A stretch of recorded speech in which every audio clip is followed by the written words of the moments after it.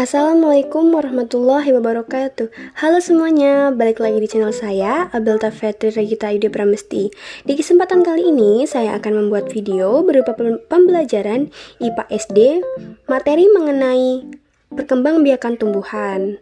Nah, di video kali ini, saya akan membahas bagaimana cara tumbuhan itu berkembang biak. Nah, video ini juga dibuat untuk memenuhi tugas mata kuliah pembelajaran ICT yang diampu oleh Bapak Arman, Magister Pendidikan. Baik, langsung saja masuk ke dalam materinya. Setiap makhluk hidup berkembang biak untuk melestarikan jenisnya, termasuk juga tumbuhan. Cara berkembang biak tumbuhan terbagi menjadi dua, yakni vegetatif dan juga generatif. Perkembangbiakan tumbuhan yang tidak memerlukan campur tangan manusia adalah perkembangbiakan secara alamiah. Sedangkan perkembangbiakan tumbuhan dengan bantuan manusia adalah perkembangbiakan buatan. Umumnya perkembangbiakan buatan tumbuhan terjadi secara vegetatif. Perkembangbiakan vegetatif adalah perkembangbiakan tumbuhan tanpa proses penyerbukan.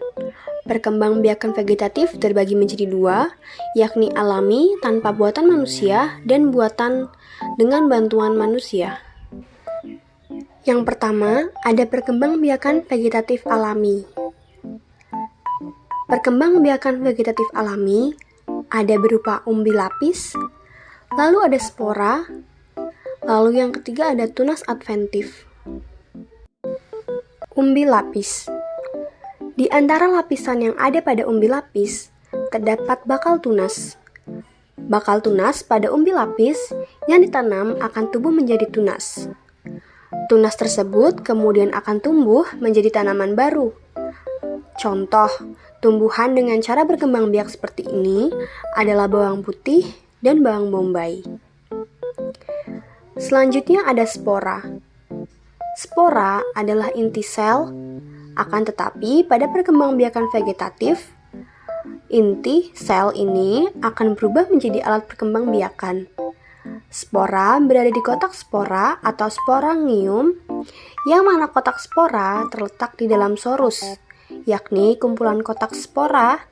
Apabila spongarium pecah, spora akan jatuh ke tempat yang cocok dan akan menghasilkan tumbuhan baru.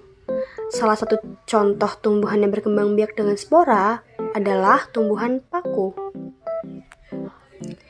Yang ketiga ada tunas adventif. Tunas adventif adalah tumbuhan yang tidak tumbuh dari batang, melainkan pada bagian tumbuhan lainnya. Tunas dapat tumbuh di daun atau akar tumbuhan yang nantinya tunas tersebut akan menjadi tumbuhan baru.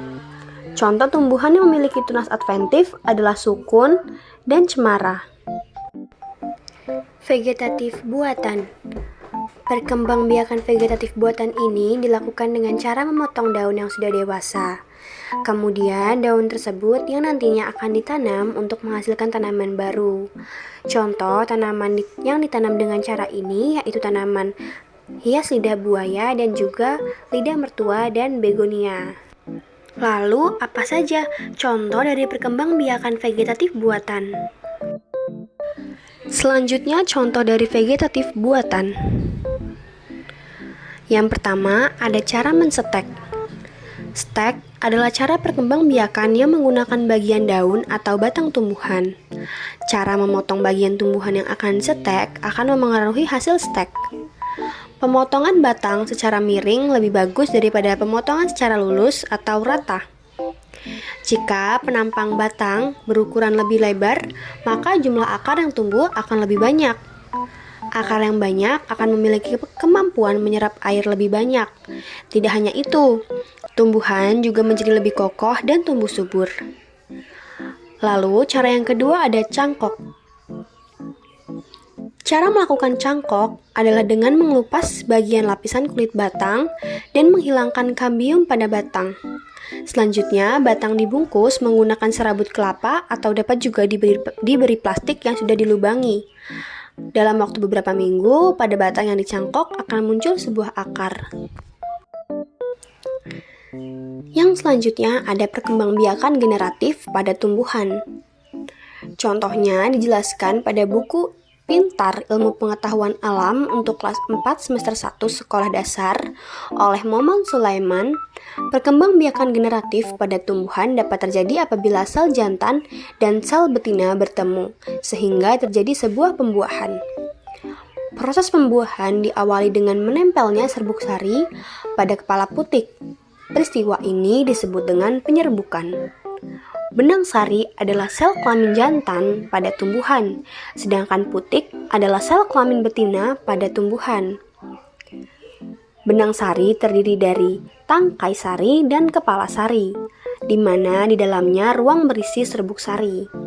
Serbuk sari yang ada di benang sari berperan sebagai sel kelamin jantan saat terjadi pembuahan, serta putik terdiri dari atas bakal buah, tangkai putik, dan kepala putik. Nah, itu tadi pemaparan materi mengenai perkembangbiakan tumbuhan. Jadi bagaimana? Apakah kalian sudah paham mengenai cara perkembangbiakan tumbuhan? Cukup sekian materi yang dapat saya sampaikan. Saya akhiri. Wassalamualaikum warahmatullahi wabarakatuh.